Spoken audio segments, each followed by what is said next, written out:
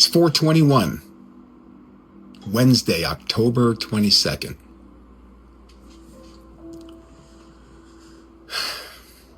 Well, I guess that retirement idea just went right out the window. I've met so many people who say that retirement isn't all that anyway. They say, yeah, they give it a try, and they find that it's not something that suits them very well.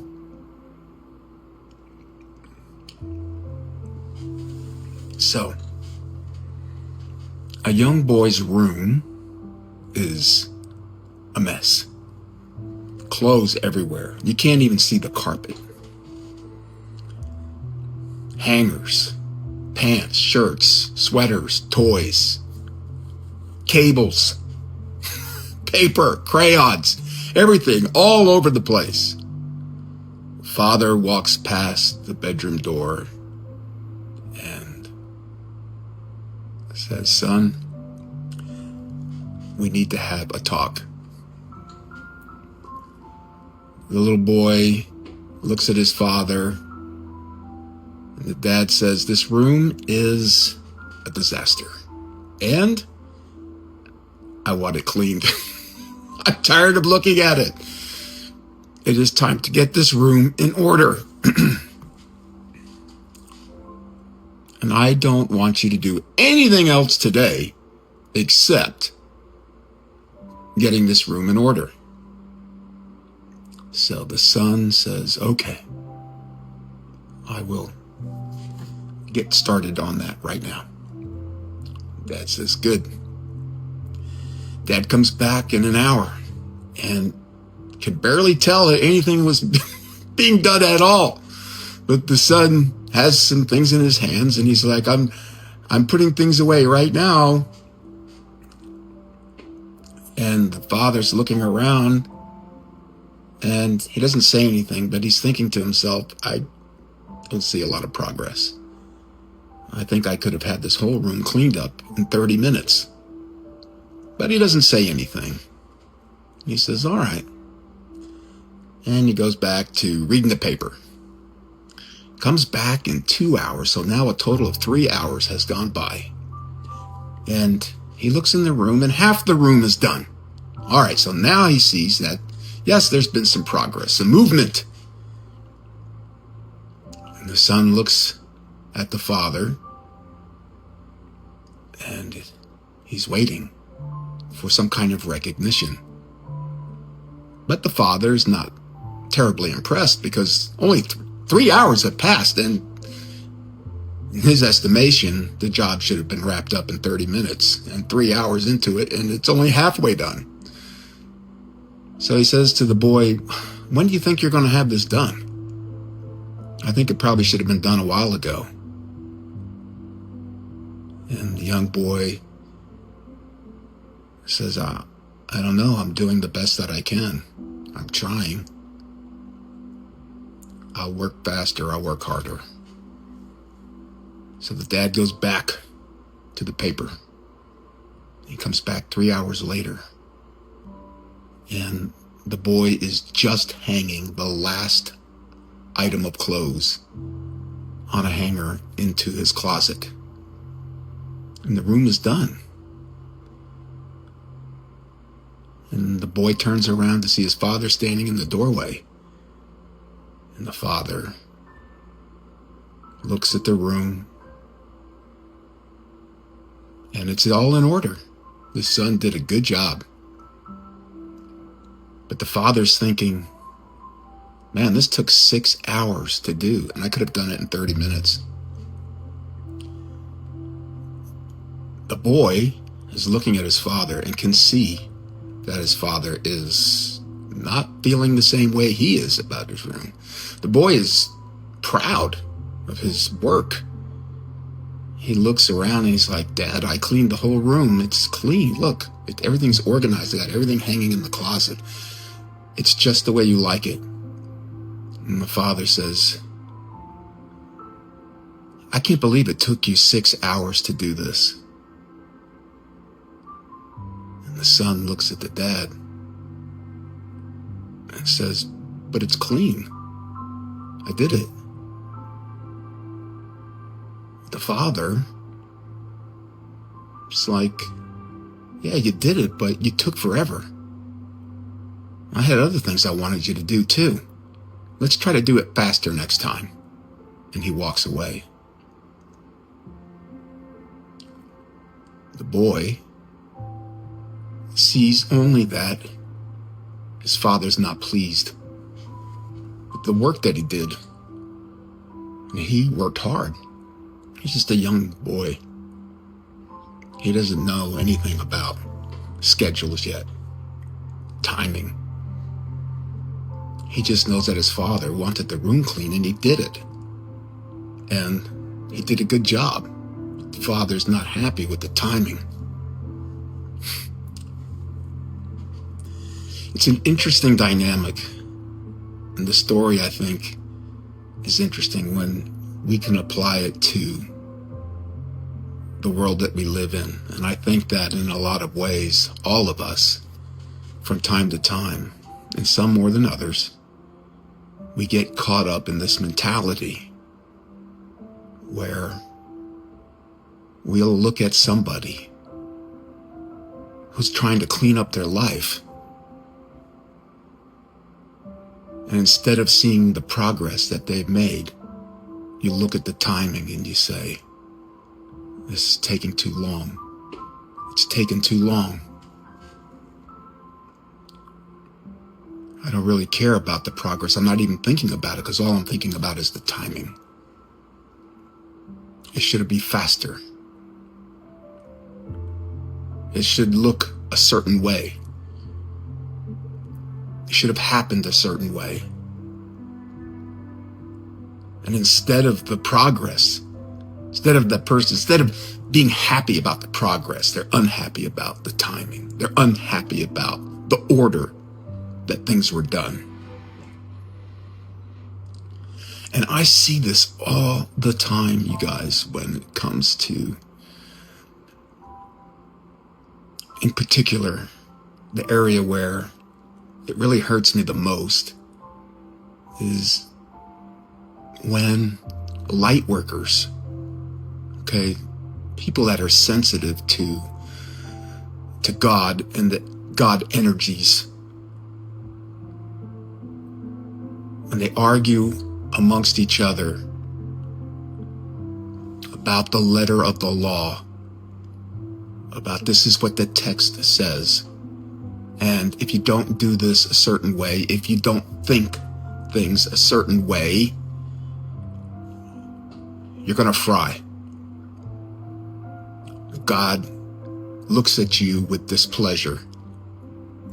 That God somehow doesn't see that you've cleaned your room, your mind, your heart, your soul. God doesn't see that. Instead, only sees the timing and sees the letter of the law. Yes, you cleaned up your life, but you took too long. You were thinking incorrectly about something.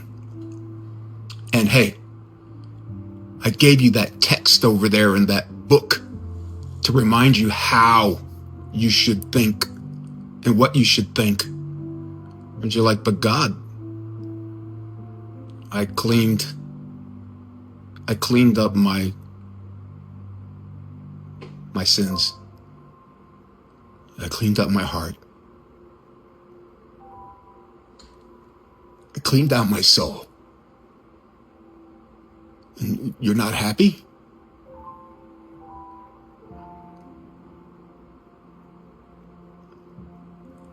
Can anybody really believe that that's how God, the creator of all things, that's how he or she or whatever God is, that energy, that God would say something like that to a person that has cleaned up their life, that lives a good life, that God would be more concerned with timing and the order of thoughts rolling around in their head? Or would God be would God be happy that this person had removed these roadblocks from their minds, from their hearts, so that they could live a better life? I already know what God would say. But the thing that I'm sensitive to is what we say as followers of that energy, believers in that energy, and how we respond and how we present ourselves to people who are unsure about those energies. You take a new person, a new believer, a soft mind that wants to clean up their life, but you tell them it's not enough to clean up your life. You've got to think a certain way. You've got to believe these things, or you're going to fry.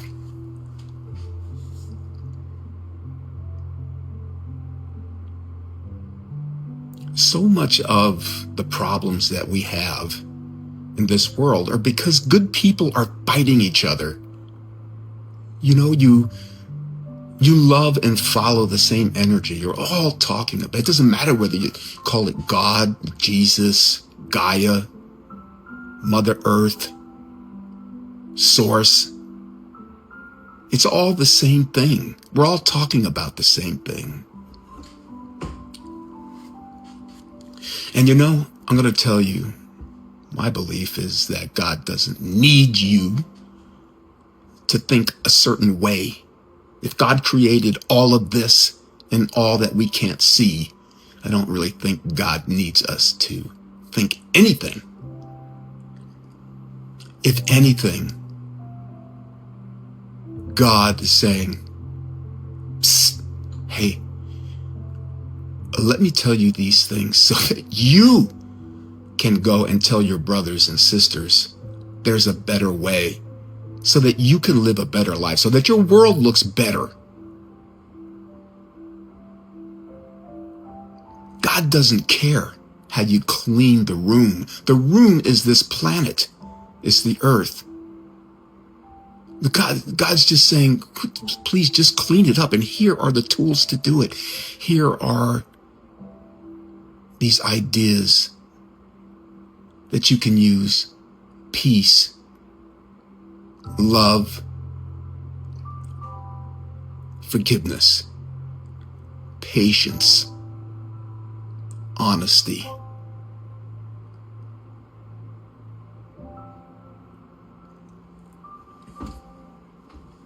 God is saying, use these tools,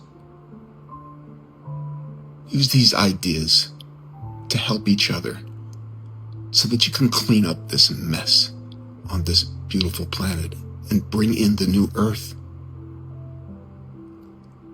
So many people seem to think that God has the biggest ego imaginable, and that somehow we are supposed to genuflect before him and offer up this false humility, or this idea that we are but rags in his presence.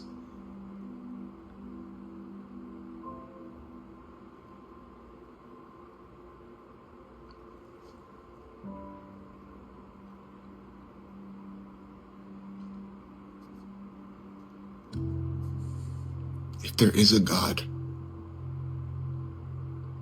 God sees you as his son, his daughter. Does God want you to clean your room? Yes. But God doesn't care how you do it. Just do it. Doesn't care about the timing, because the timing is different for everyone.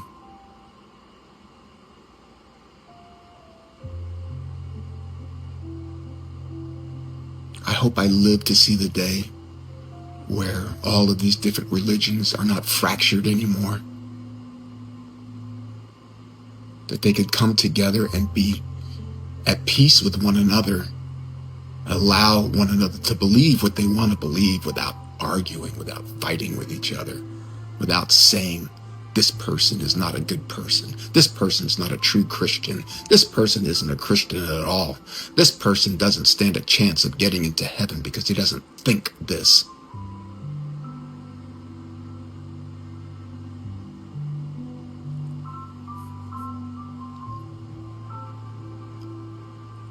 We are all believers of the golden rule, which is to treat others the way you want to be treated.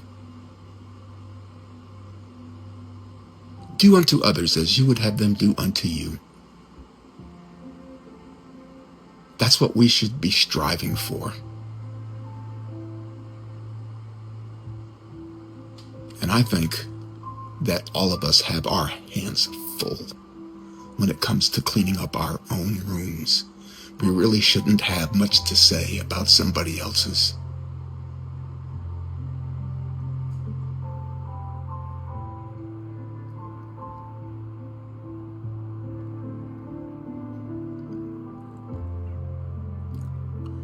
The new earth, the new world, is something that is going to require all of us to work together to bring that in.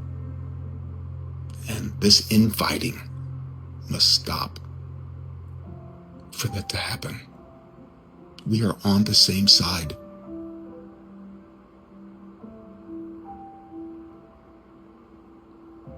Anyway, I just want you to think about that. Anyway, I love you, and I'll see you next time.